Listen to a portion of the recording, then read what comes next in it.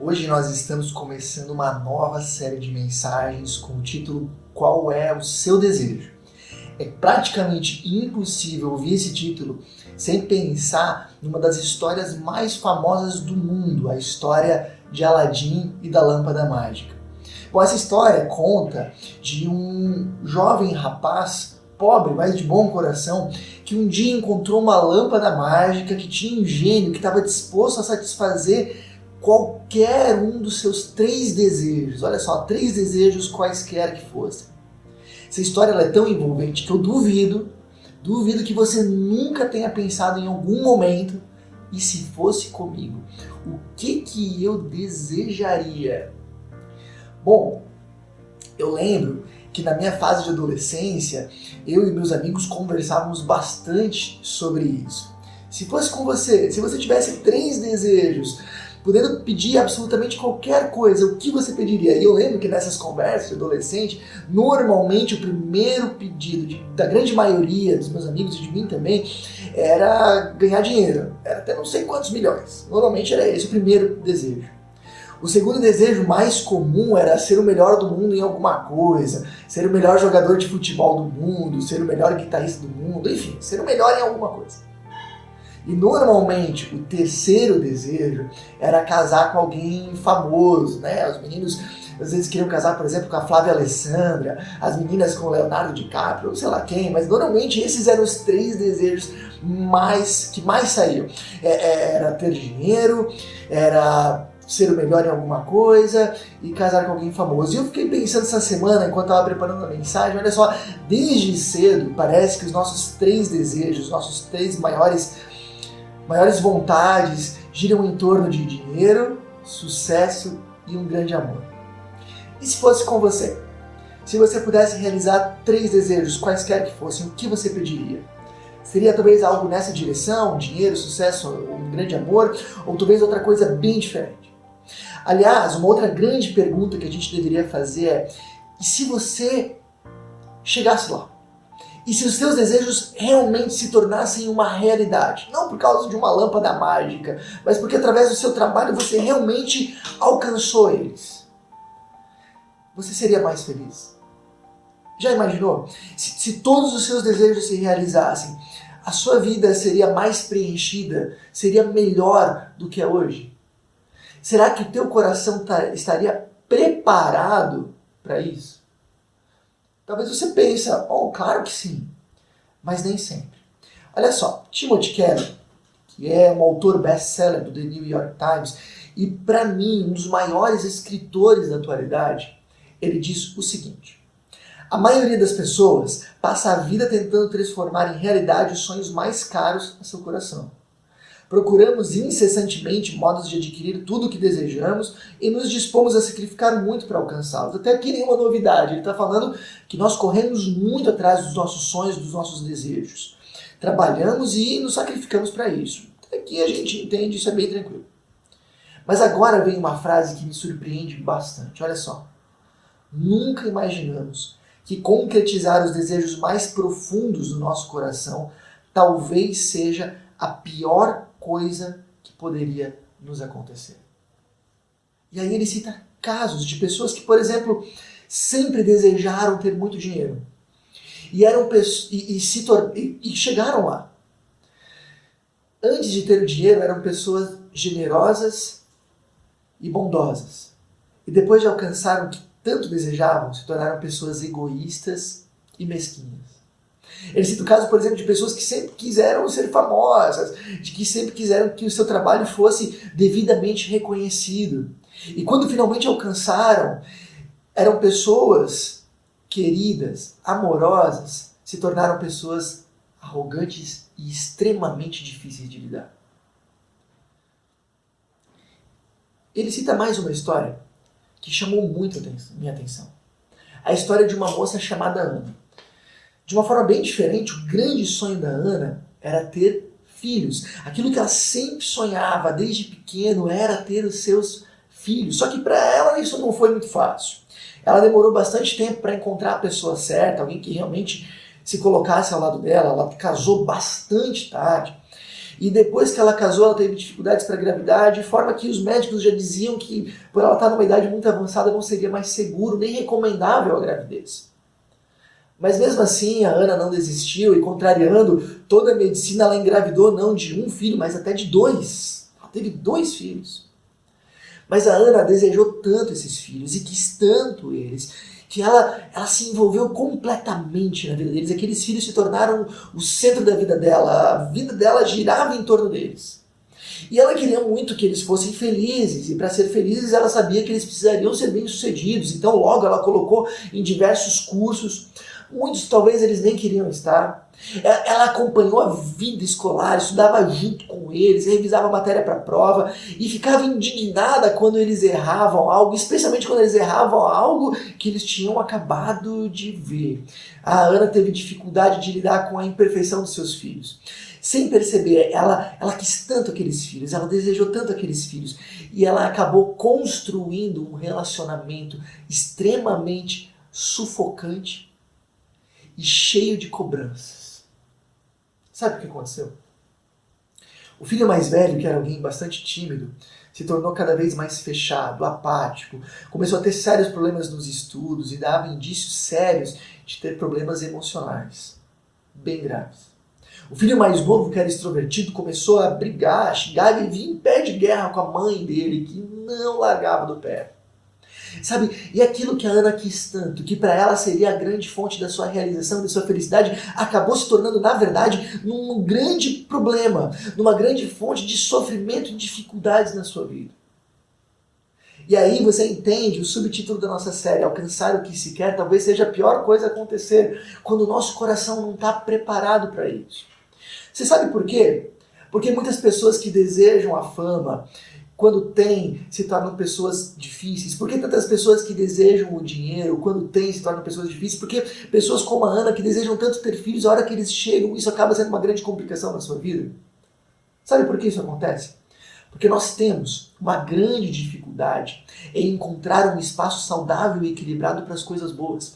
Normalmente a gente pensa que a nossa maior dificuldade é lidar com as coisas ruins, mas nós nos enganamos. A nossa maior dificuldade normalmente está em lidar com as coisas boas. Perceba, quando a gente lida com as coisas ruins, é fácil de nós identificarmos elas. E é muito fácil de nós sabermos o que fazer com elas. Por exemplo, todos nós sabemos que mentir ou que ser desonesto, que são coisas ruins, são algo que destrói a nossa vida e que precisa sair. É fácil de identificar e é fácil de saber o que fazer. Mas encontrar um espaço equilibrado para as coisas boas é muito mais difícil. Se algo bom ocupou um espaço excessivo no nosso coração, como foi o caso dos filhos da Ana, é difícil da gente perceber e da gente reconhecer isso, e é muito difícil da gente saber como lidar com isso. E perceba que grande parte das nossas dificuldades, dos nossos problemas, das nossas brigas, na maioria das vezes nem está relacionado com coisas ruins, mas com um espaço não saudável das coisas boas. Por exemplo, dinheiro não é necessariamente uma coisa ruim. É uma coisa boa, a gente pode fazer muitas coisas boas com ele. Aliás, a gente precisa dele na sociedade de hoje. Mas se o dinheiro ocupa um espaço excessivo no nosso coração, ele se torna uma enorme fonte de brigas na nossa família, no nosso trabalho, no nosso casamento. Ou se, por exemplo, pegamos o próprio trabalho, o trabalho é uma coisa excelente, mas se ele ocupar um espaço excessivo no nosso coração, ele acaba nos distanciando das pessoas que nós amamos e acaba talvez até prejudicando a nossa própria saúde. Ou se a gente pega uma coisa muito simples, o celular é uma coisa muito boa, afinal de contas, ele é uma ferramenta muito útil, a gente faz muita coisa, é difícil imaginar a nossa vida hoje sem o celular, mas se ele ocupar um espaço excessivo no nosso coração, ele se torna uma enorme fonte de conflitos e de brigas, e ele pode também nos distanciar das pessoas que nós amamos. Então perceba, grande parte dos nossos problemas não está relacionado com as coisas ruins, mas com o espaço excessivo das coisas boas no nosso coração. Da mesma forma, família não é uma coisa ruim, é uma coisa excelente. Possivelmente uma das coisas mais importantes, uma das melhores coisas da nossa vida, mas também a família. Se ocupar um espaço excessivo no nosso coração pode se tornar algo perigoso. Pense, por exemplo, nos nossos filhos. Se você tem filhos, pense neles, mesmo que eles já sejam adultos. Se você tem netos, pense também neles. E se de repente você não tem filhos, continua conectado com a gente e se prepare para o dia que você vai tê-los. Se os filhos ocupam um lugar excessivo no nosso coração, provavelmente nós vamos ter dificuldade de discipliná-los. Ou vamos ser muito rigorosos, como foi o caso da Ana, ou talvez nós seremos muito permissivos, a gente não vai ter coragem de dizer não para ouvir o choro deles, a gente vai ter dificuldade de colocar limites e de repente num tom de fúria por causa da frustração eles dizerem que não amam a gente, eles ocupam um espaço muito grande, eu não consigo ouvir o choro deles, eu não consigo ouvir deles que eles não me amam ou que eles me odeiam porque eles estão revoltados com alguma coisa, e isso faz com que eu não discipline eles de uma forma adequada e equilibrada, e isso vai trazer com toda certeza enormes problemas no futuro.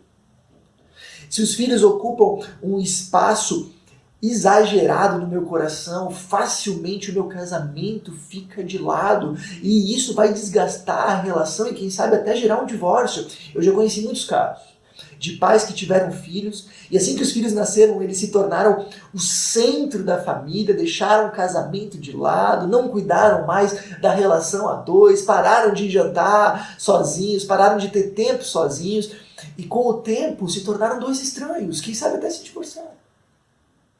Se os filhos ocupam um relacionamento exagerado no nosso coração, isso prejudica a nossa própria relação com eles. Porque a gente acaba vivendo uma relação extremamente sufocante. A gente não consegue deixar eles irem, deixar eles terem o seu espaço. Eu já vi pais que no momento em que os filhos iam ter que se mudar de cidade para fazer faculdade, algo bem natural, eles não conseguiam deixar os filhos ir. E faziam uma série de chantagens emocionais, muitas vezes sem mesmo perceber, para que os filhos ficassem embaixo das suas asas. Depois que os filhos são adultos, e especialmente depois que eles casam, se eles ocupam um espaço exagerado no nosso coração, nós acabamos nos intrometendo na vida deles, o que vai gerar enormes brigas, inclusive no seu casamento. Quantos casais brigam por causa de intromissão de pais, mães, sogros e sogras?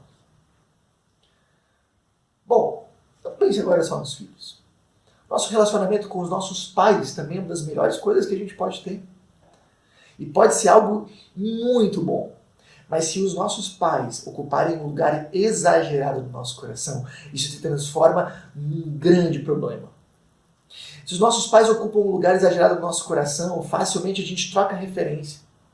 E aí, quando nós temos um problema e já somos adultos, ao invés de nós ligarmos, por exemplo, para o nosso marido, para a nossa esposa, para o nosso noivo ou para a nossa noiva, a gente liga para o nosso pai, para a nossa mãe, a gente troca a referência.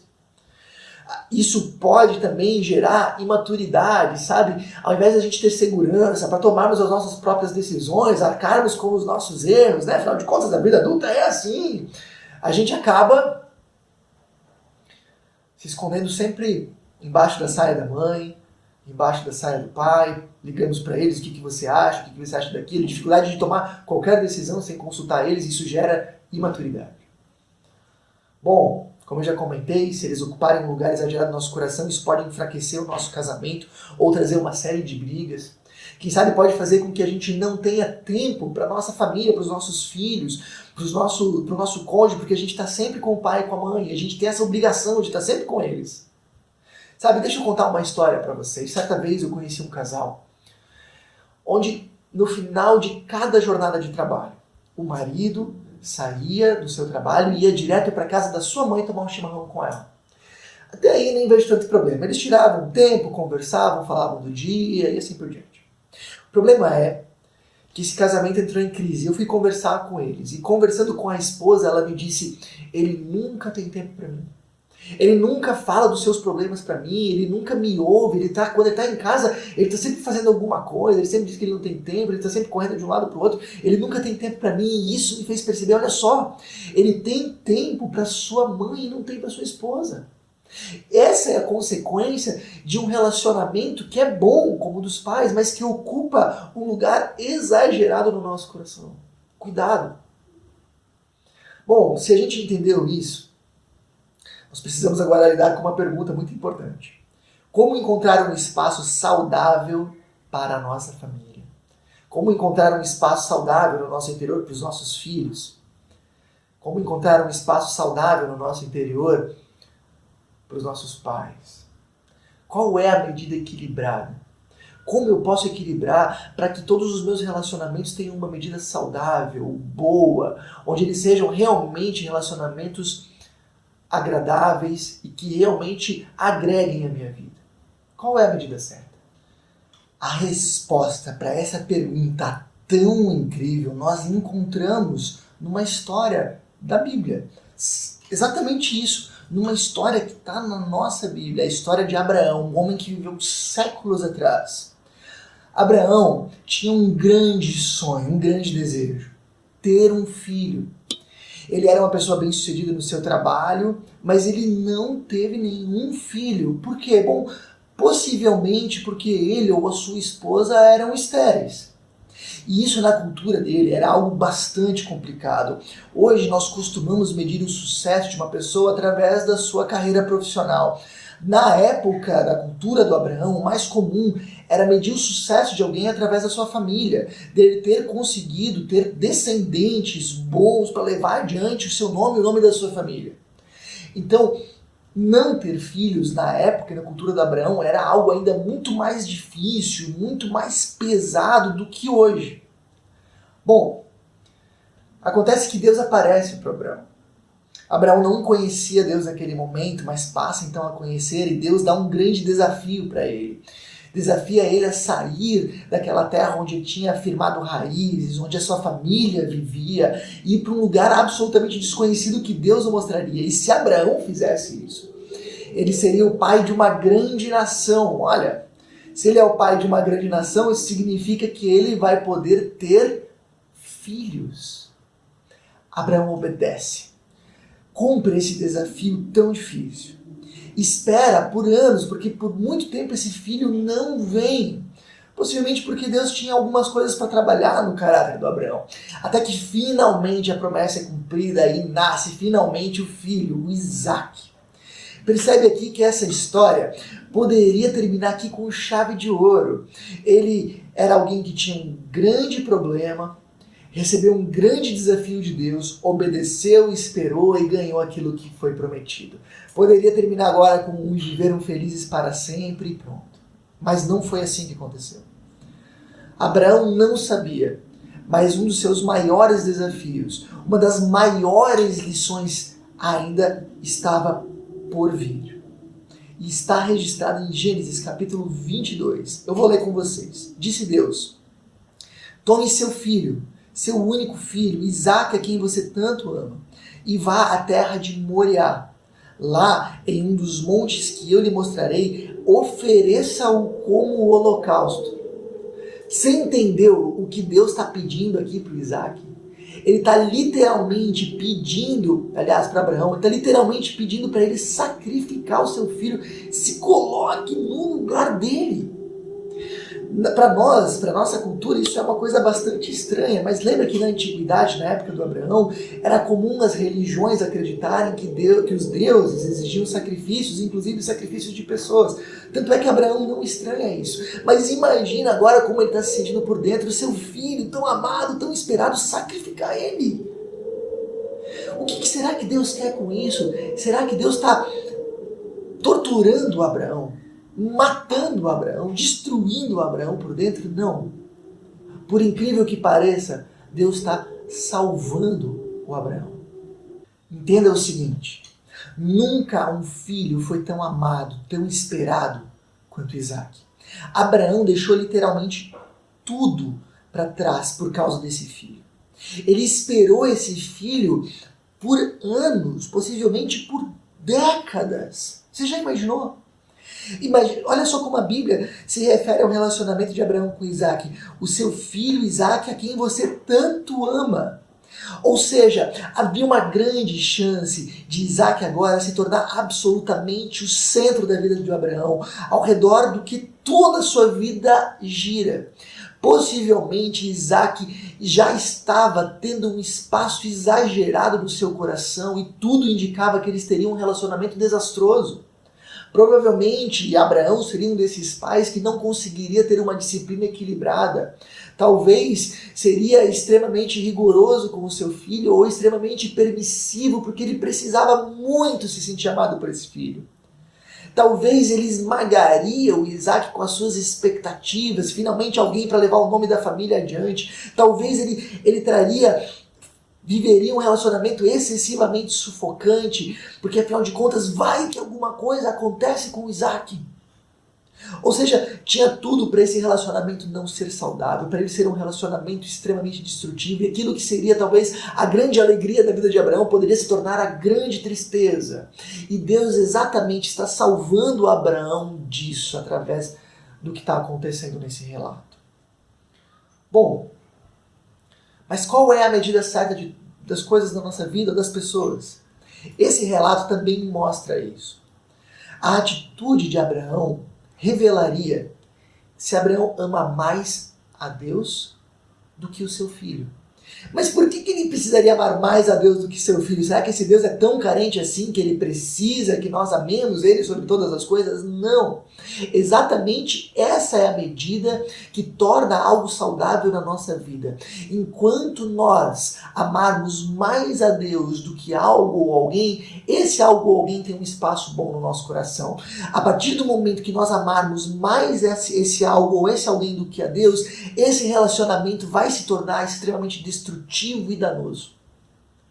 Sabe, em uma outra situação, Jesus, no Novo Testamento, fala com um jovem rico e ele pede para esse jovem rico vender todos os seus bens para segui-lo.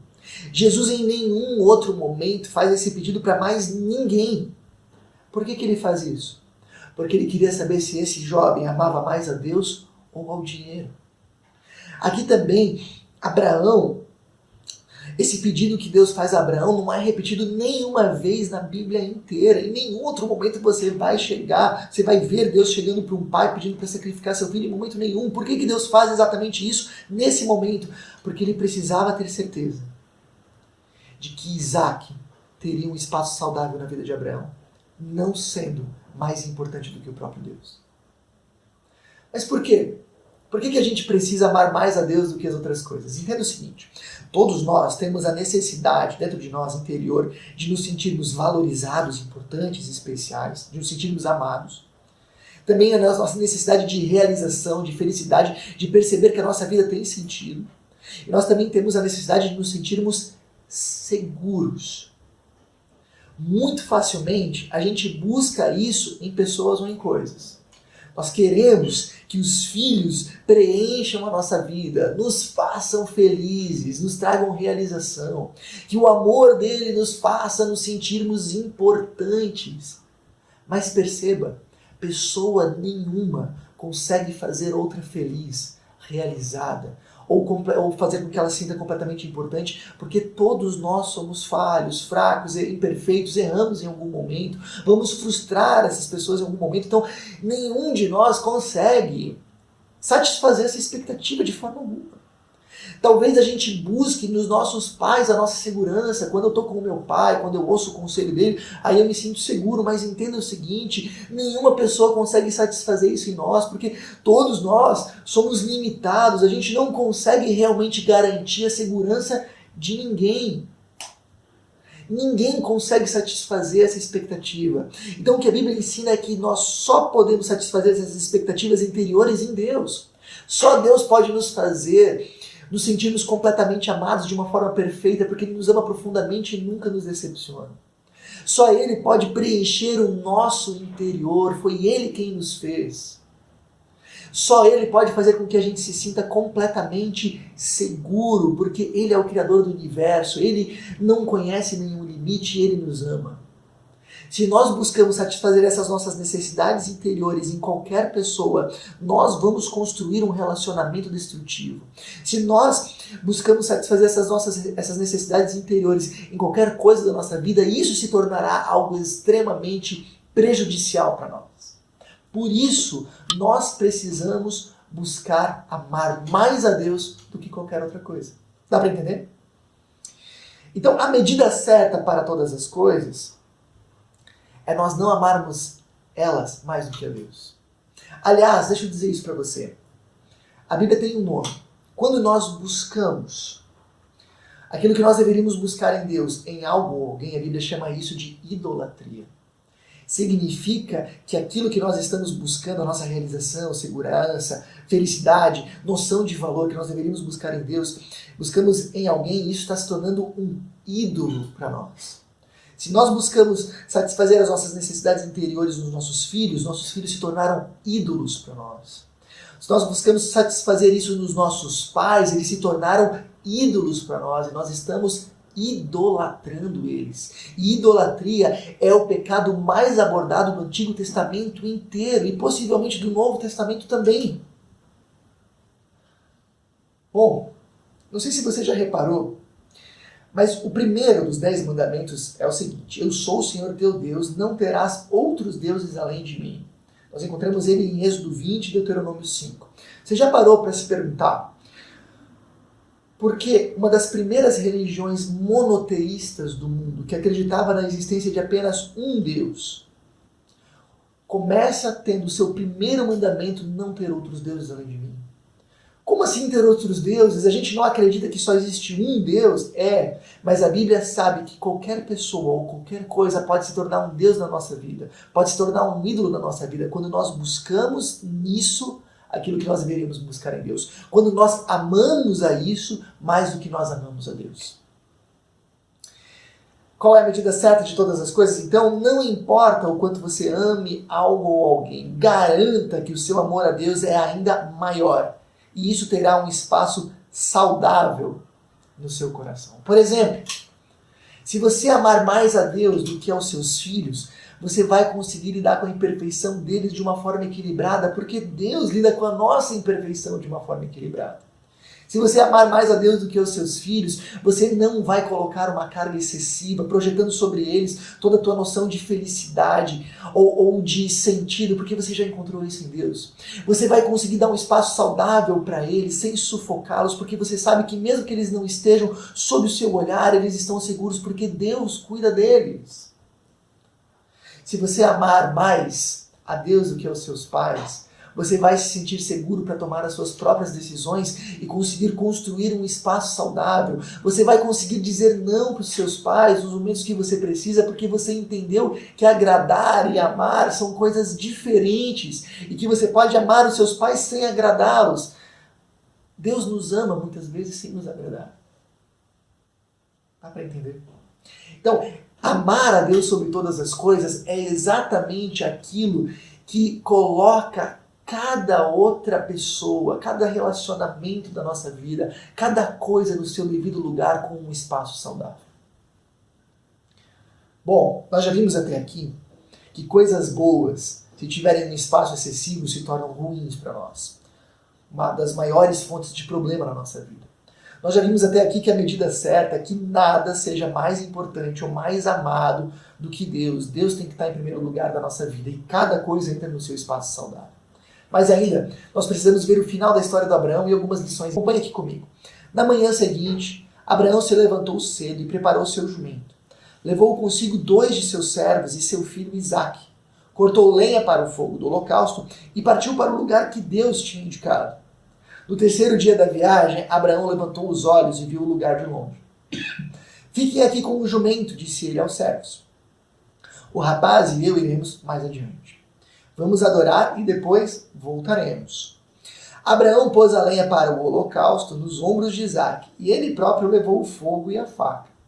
Enquanto os dois caminhavam juntos, Isaque se virou para Abraão e disse: Pai? Sim, meu filho, respondeu Abraão. Temos fogo e lenha, disse Isaque. Mas onde está o cordeiro para o holocausto? Deus providenciará o cordeiro para o holocausto, meu filho, respondeu Abraão. E continuaram a caminhar juntos. Quando chegaram ao lugar que Deus havia indicado, Abraão construiu um altar e arrumou a lenha sobre ele.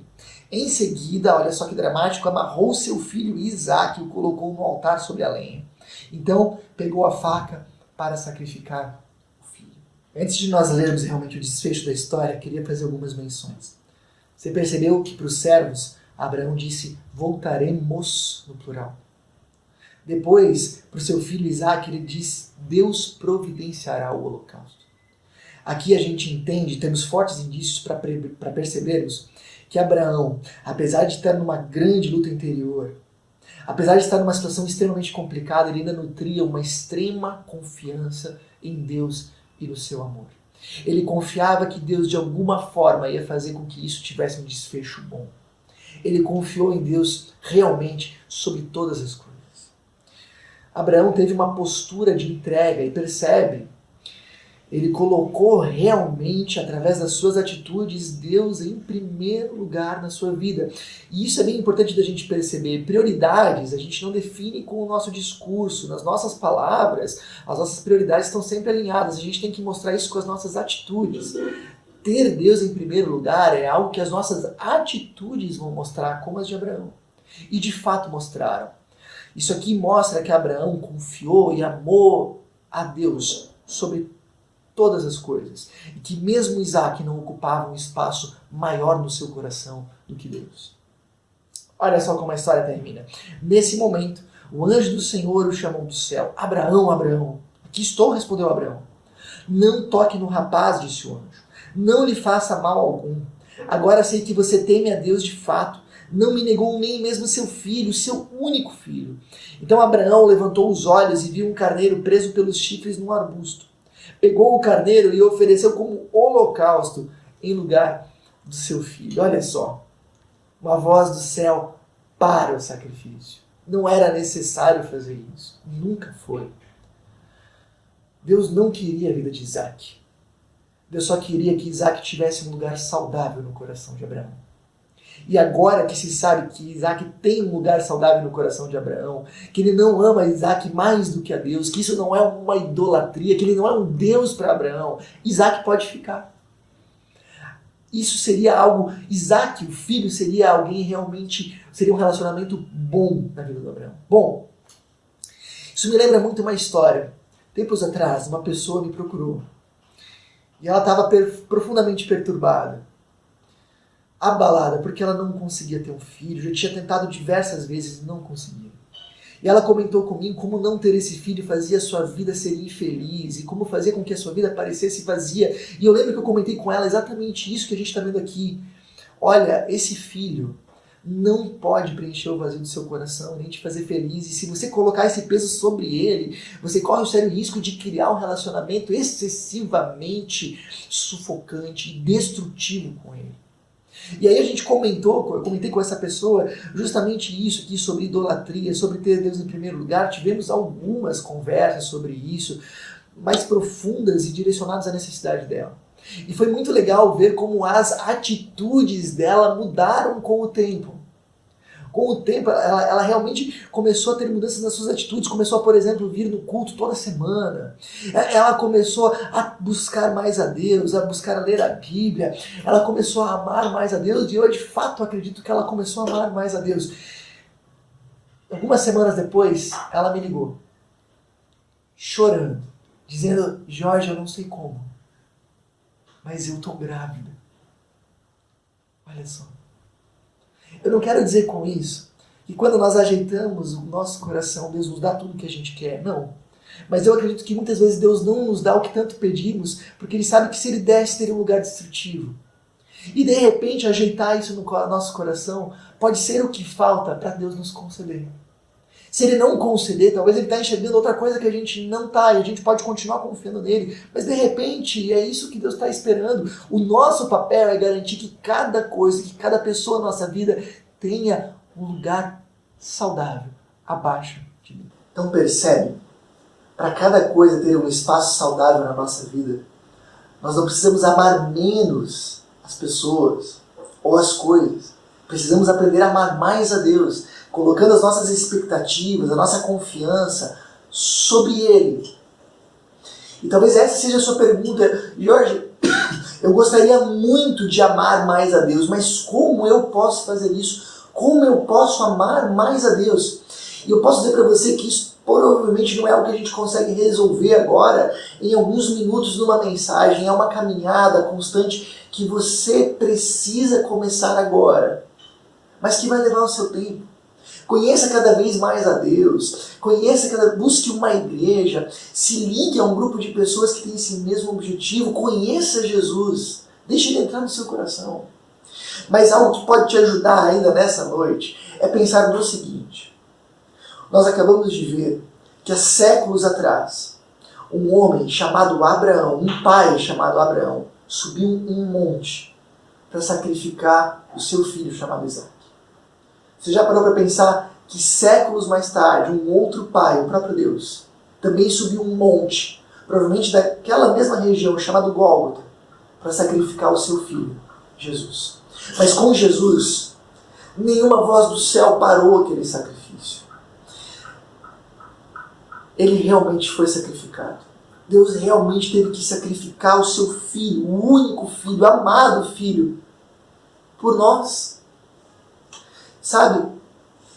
Pense que naquele momento, Abraão desce aquele monte chorando de alegria porque seu filho foi poupado.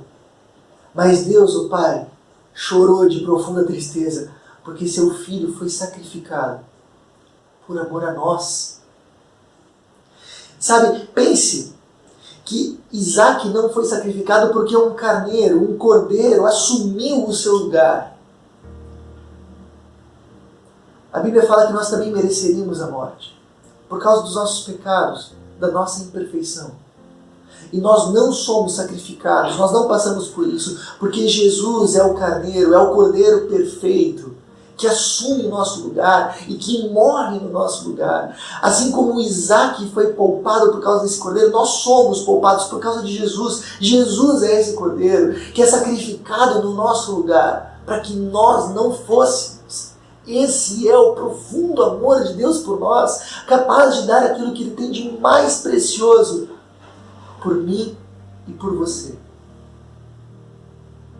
Sabe, para você aprender a amar a Deus, primeiro você precisa entender esse amor. É Deus quem dá o primeiro passo. Primeiro você precisa experimentar esse amor. Primeiro você precisa receber esse amor e conhecer a Jesus. Sabe o que a gente pode dizer? Entenda o seguinte.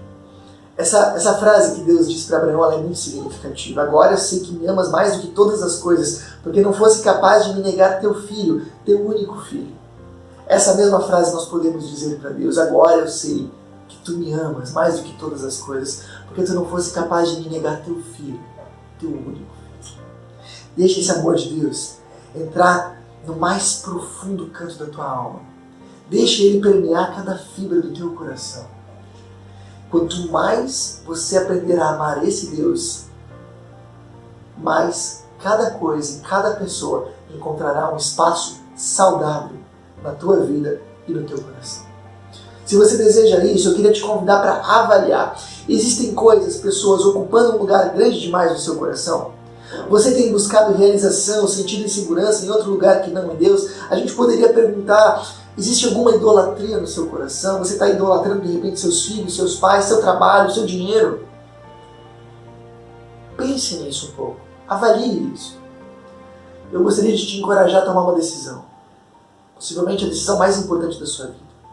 Deixar Deus realmente em primeiro lugar na sua vida. E como Abraão, isso não é apenas um discurso. Isso tem que ser definido realmente na nossa vida prática. Ame a Deus sobre todas as coisas. E tudo aquilo que você vem alcançar vai ter um espaço bom no teu